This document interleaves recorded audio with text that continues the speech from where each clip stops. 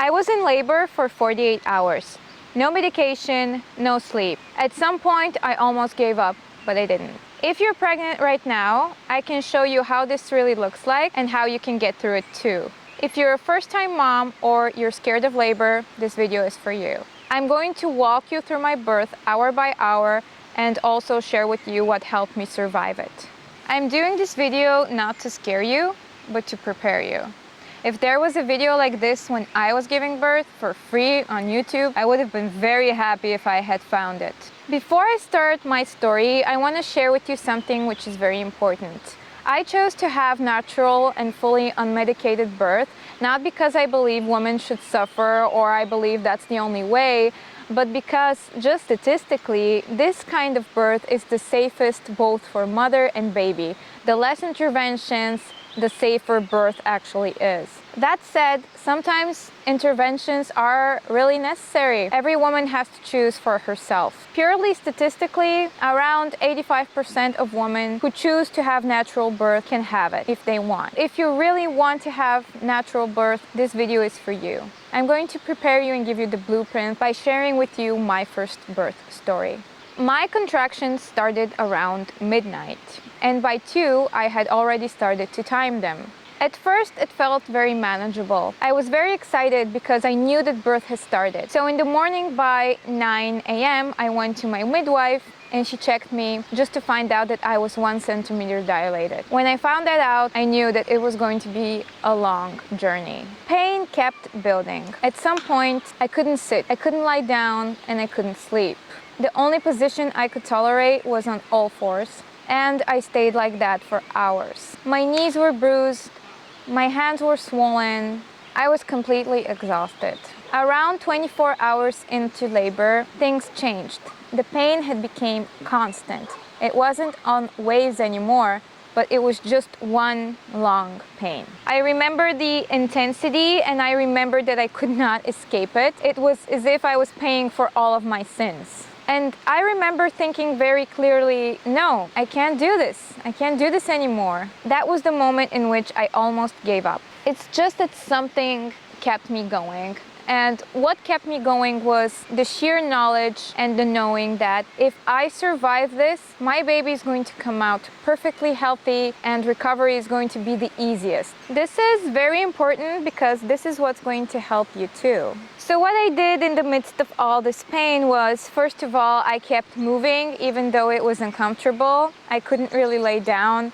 So I was switching between laying on all fours to going to the bathroom and taking a shower. The third thing that I did was that I was really breathing heavy and also screaming because somehow screaming was relaxing me and I was relieving part of the tension. And the other thing that was really helpful to me is that my husband was with me the entire time. When I was in pain and suffering, he was there to hold my hand and to be useful if I needed anything. The other support that I have is that my midwife checked me a couple of times and she reassured me that everything was normal. And the other most important thing is that I kept reminding myself, this is temporary, it's going to end at some point. The baby will eventually come out. Hey, here he is. Here he is, the baby that we're talking about. He's now grown up, 2 years old, and super cute and extremely playful. And the next morning, I was finally admitted to the hospital. I had a birthing pool prepared for me. That was the thing that I wanted to use the most.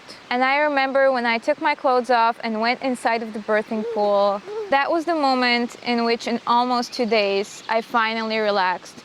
And I felt so good inside of the birthing pool that I actually fell asleep, which really helped me in the last stage of birthing. A few hours later, I was fully dilated. I was admitted around 11 a.m. and I was fully dilated around 2 p.m. The only strange thing for me at that point was that I did not feel the urge to push. And that really surprised me because I thought that my body would just take over and baby would just pop out, but it didn't. I had to actually learn how to push. So I was pushing without much progression happening. That was getting me very nervous because I was really exhausted. I hadn't slept for 2 days. I really wanted to birth the baby out. Everything changed spontaneously when my midwife was using a mirror just to see the head of the baby because he was already crowning, but he was just not budging. And when I saw the head, I thought, okay, now I know exactly how to push because I knew what I was doing. I wasn't scared anymore. I was focused. I figured out exactly how I'm supposed to push.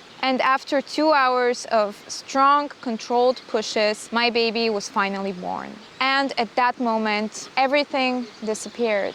The pain, the exhaustion, the struggle, it was all gone. The only feeling that I felt was of bliss, relief, and love. And there's something that nobody actually tells you, and it's that the stronger the experience, the bigger the high afterwards. And it's not just relief, it's strength. It's the realization that you can go through something extremely hard and come out on the other side stronger. And I just want to say this, not every birth looks like this.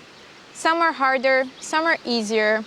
My second birth was really easier. It was just like 5 hours in total. It was fast, easy, and it was not painful at all. The only pain that I felt in my second birth was the contractions after the birth, postpartum. I'm going to share with you the experience of my second birth in my next video. But if this is your first birth, be prepared that it might take time. Your body is preparing. This is something completely new. And patience is just part of the process.